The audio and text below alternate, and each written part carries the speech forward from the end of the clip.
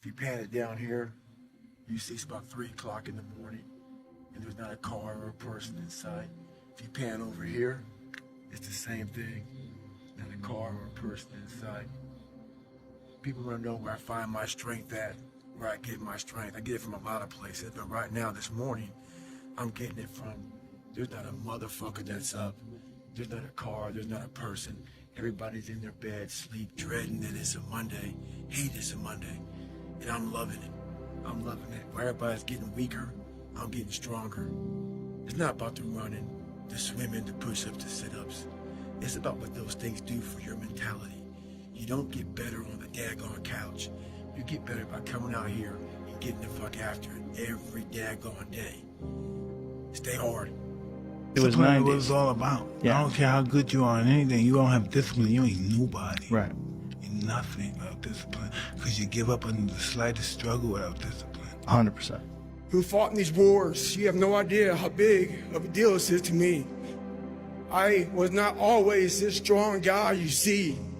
I went through a lot of hard times in my life to get here today. Suffering before your mind starts saying we need self-talk.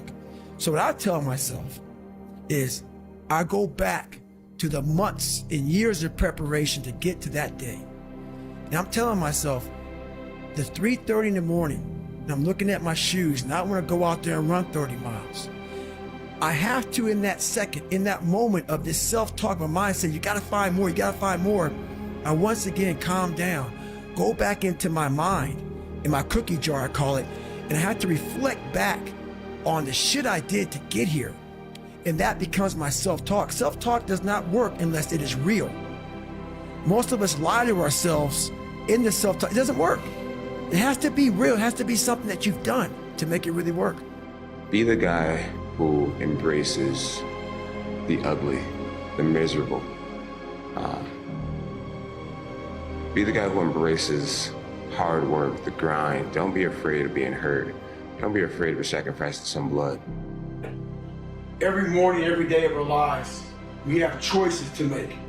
You have the choice to stay in bed, to say, forget it, I'm not gonna work out today, or forget it, I'm not gonna work hard today. You always have a choice every single day of your life. A lot of times I'll be in a 200-mile run or something like that, and I'm all jacked up.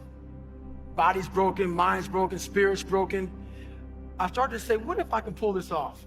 When I first walked into the Navy SEAL recruiter's office, he looked at me and said, there's only been 35 African Americans in 70 years make it through.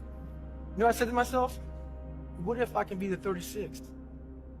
It's the what if I can pull off a fucking miracle. What if I can become someone that no one thinks I can be? And just me talking about that, I have the hair going up on my arms because it makes me just like, what if? There's nothing you're gonna say, there's nothing you're gonna fucking do that's gonna outweigh anything I've already said to myself. That guy sucks, he's ugly, he's fat, he's full of shit. I've already said that, you know? So The fear is never reaching your potential. That's it. That always falling short, always quitting before you're done, always procrastinating, always not doing the right thing. And then one day you're an old man. Yep. And you look back and go, God, I could have been great. Yep. I could have been great. I never forget one time I was running by a graveyard when I was fucking just trying to become, I was fat. And I ran by a graveyard and I looked out there and I have all these epiphanies, man. I have all these fucking moments of like, it's crazy, man, of just thought. Cause I'm always by myself. I'm always in deep fucking thought about how to be better.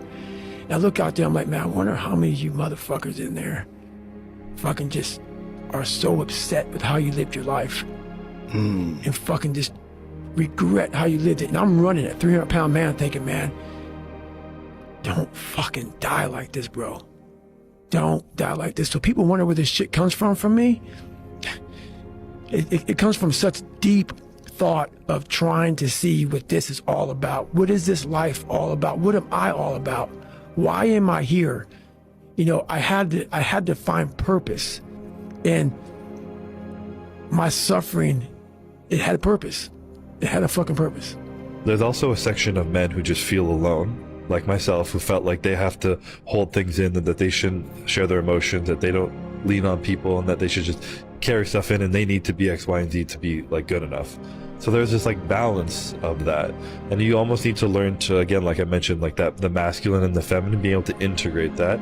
I feel like a real man is confident and comfortable enough to embrace the feminine energy he has in him. If he's emotional, let it out, but also have that masculine side of it. Be like, I'm gonna be emotional right now, but I'm still gonna go and fuck shit up right now, you know? I'm still gonna take charge of what I want with my life. I'm gonna work fucking hard and be disciplined, but I'm gonna accept that sometimes I'm gonna break down, and it's gonna be, I'm not saying that women break down, but there's more emotion over there, and allow it to feel it and to ask for help and to lean on people and being able to balance those two and that like yin and yang. I think that's what's missing personally. Right? Like you can be going as fast as possible in the wrong direction and it actually takes you further away from the destination.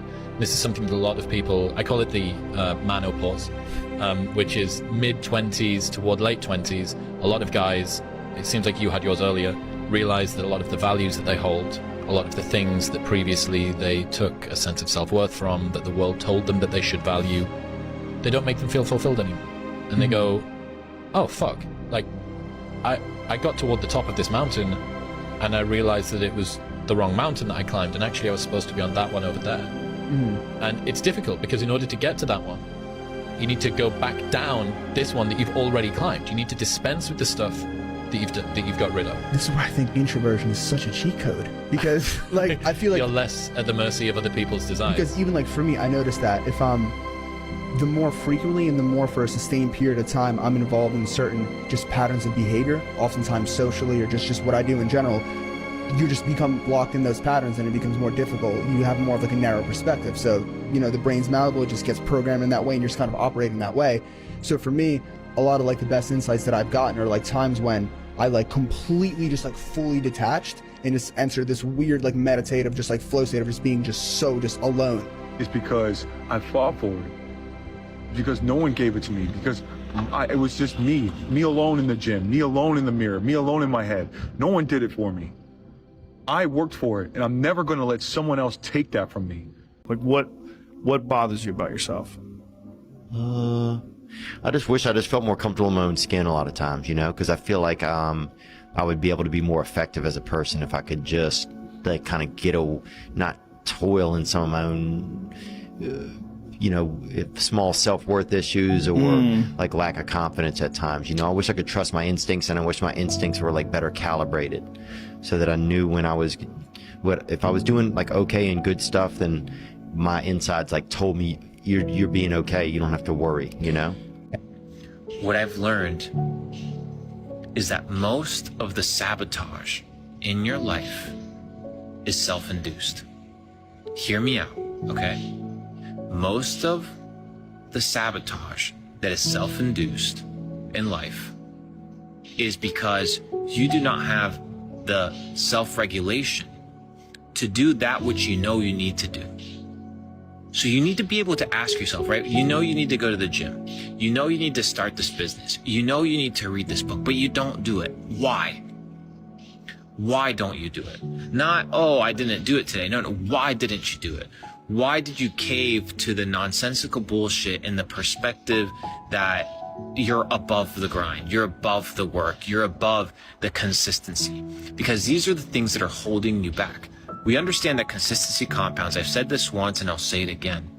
But why is it that you know what to do, but you don't do it?